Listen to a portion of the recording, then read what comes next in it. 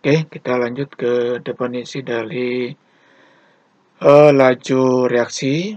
Jadi, laju reaksi menyatakan laju perubahan konsentrasi zat-zat komponen reaksi dalam setiap waktu. Jadi, simbol untuk laju reaksi itu disimbolkan dengan pi sama dengan perubahan konsentrasi dibagi dengan waktu. Jadi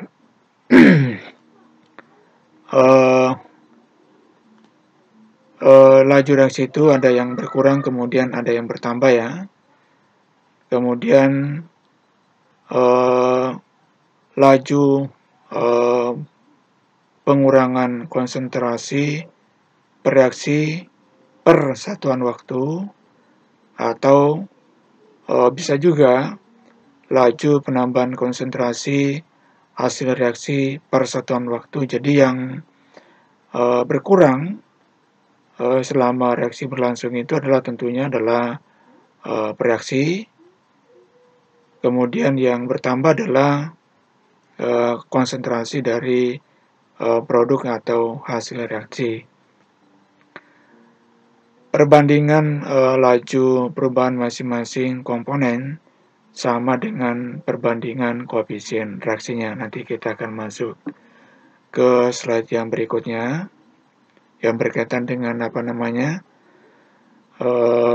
perubahan masing-masing komponen itu sama dengan perbandingan koefisien reaksinya.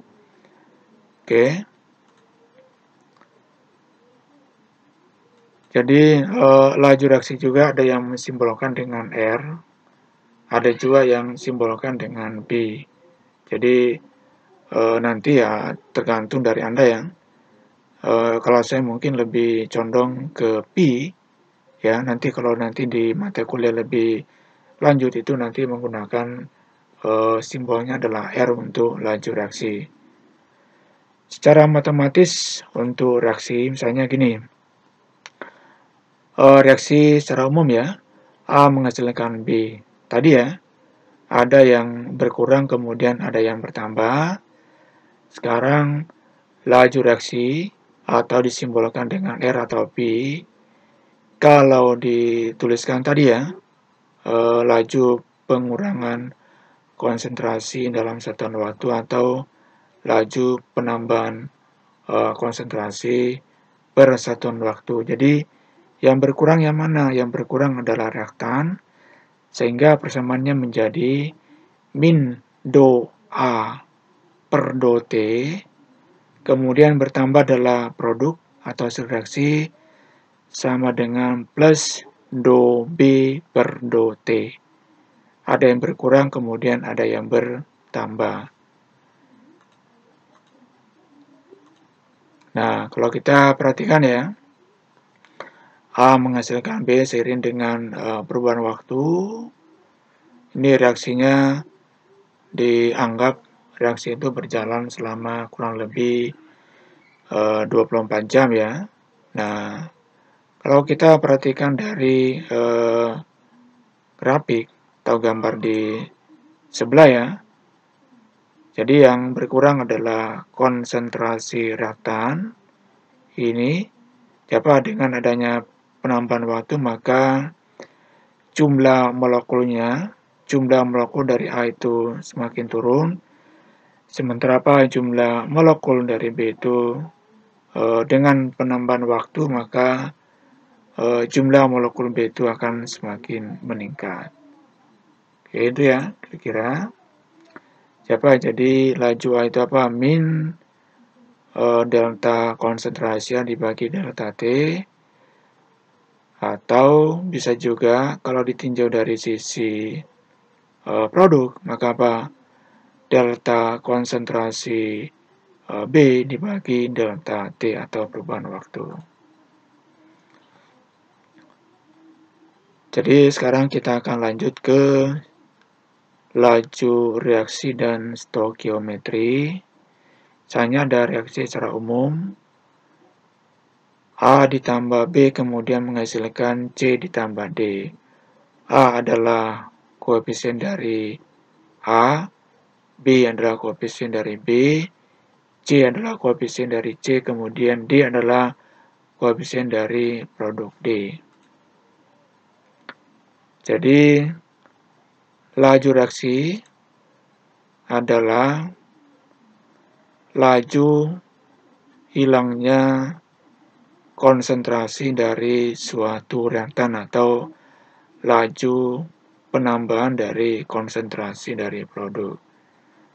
Nah, kalau dikaitkan dengan koefisien reaksi, sehingga apa? Laju reaksi sama dengan min 1/A dikali delta A dibagi dengan delta T sama dengan min 1/B dikali delta konsentrasi B dibagi dengan delta T.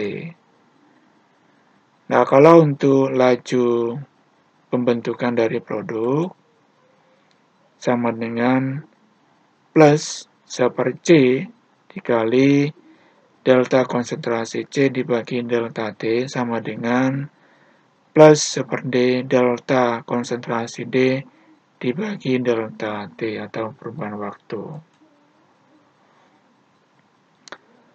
Pengaruh konsentrasi terhadap laju reaksi. Jadi misalnya ada reaksi seperti ini, A ditambah B menghasilkan G ditambah dengan H.